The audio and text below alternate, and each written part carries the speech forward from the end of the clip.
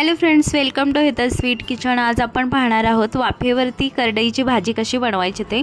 खरं तर पालेभाज्यांमध्ये स्वतःचं पाणी असतं आणि त्या पाण्यामध्ये त्या भाज्या शिजल्या जातात। तर इथे आपण त्या भाजीचं स्वतःचं पाणी असतं, त्याच्यामध्ये आपण भाजी शिजवून घेणार नाही आहोत, आपण फक्त वाफेवरती शिजवणार आहोत। तर बघूयात रेसिपी कशी आहे ते। आपण रेसिपी स्टार्ट करूयात। तर इथे मी हिरव्या मिरच्या घेतलेल्या आहेत 10-12, त्यामध्ये घालायचे आहेत भाजलेले शेंगदाणे आणि लसूण आणि याचं वाटण तयार करून घ्यायचं आहे।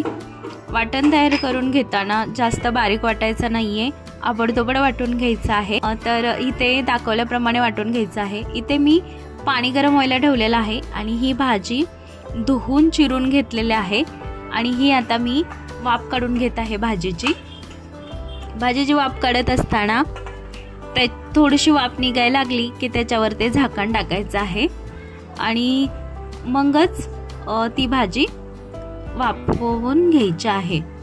तर इथे बघू शकता, जेव्हा भाजी आपण वाफवत असतो त्यावेळी काय करायचं आहे, हाताच्या साहाय्याने किंवा एक चम्मचच्या साहाय्याने ती भाजी उलटवून घ्यायची आहे, सगळ्या भाजीला वाफ लागली पाहिजे अशी। तर बघू शकता इथे अशा प्रकारे। आता ही भाजी वाफवून झाली, काढून घेऊयात आता ही भाजी एका प्लेटमध्ये। तर इथे बघू शकता मी भाजी काढून घेतलेली आहे एका प्लेटमध्ये आणि त्या भाजीला लसूण ठेचून घ्यायचं आहे आणि ठेचलेला लसूण आणि मीठ लावून घ्यायचं आहे, असं मिक्स करून घ्यायचं आहे। त्यामुळे काय होतं, लसणाचा फ्लेवर त्याच्यामध्ये उतरतो आणि भाजी टेस्ट लागते आणि मीठही पूर्णपणे चांगलं भाजीला लागतं। तर इथे मी तेलामध्ये जिरं घातलेलं आहे, 3-4 चम्मच तेल घेतलेलं आहे, त्याच्यामध्ये जिरं घातलेलं आहे आणि कांदा।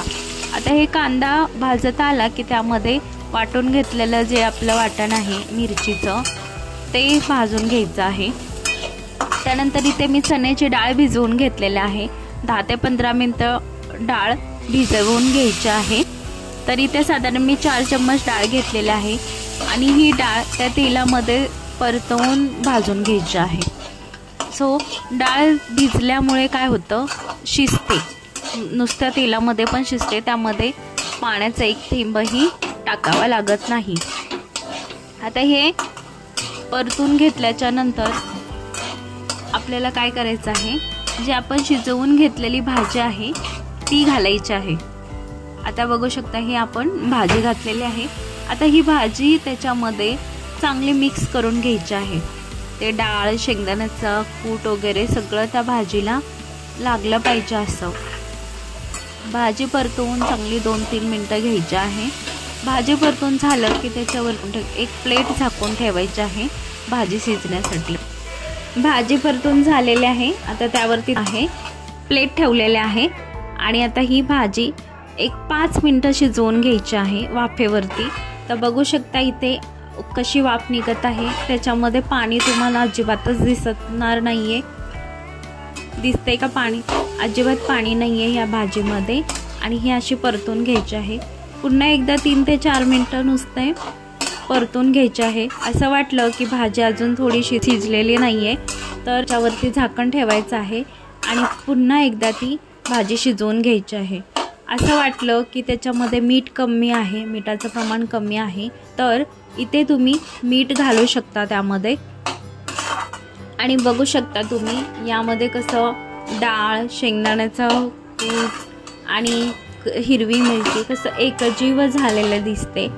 हे असं कधी होतं, जेव्हा त्या भाजीमध्ये थोडंसं पाण्याचं प्रमाण असेल तर हे सगळं आपण जे टाकलेलं असतं साहित्य ते एकजीव झाल्यासारखं दिसतं। तर बघा इथे मी पुन्हा एकदा 2-3 मिनिटं झाकण ठेवून शिजवून घेतलेले आहे आणि आता भाजी पूर्णपणे शिजलेली आहे। बघा ही शिजलेली भाजी आता मी एका प्लेटमध्ये काढून घेतलेली आहे। तर कशी वाटली तुम्हाला ही रेसिपी वाफेवरची भाजीची? तर कमेंट करून कळवा। चॅनलवरती नवीन असाल तर सबस्क्राईब करा, व्हिडिओ आवडल्यास लाईक करा आणि जर तुम्हाला दुसरी पद्धत पाहिजे असेल तुम्हाला तर कमेंट करा। तर वेळात वेळ काढून रेसिपी पाहिल्याबद्दल धन्यवाद। पुन्हा भेटूयात अशा चमचमीत रेसिपीसोबत नेक्स्ट व्हिडिओमध्ये।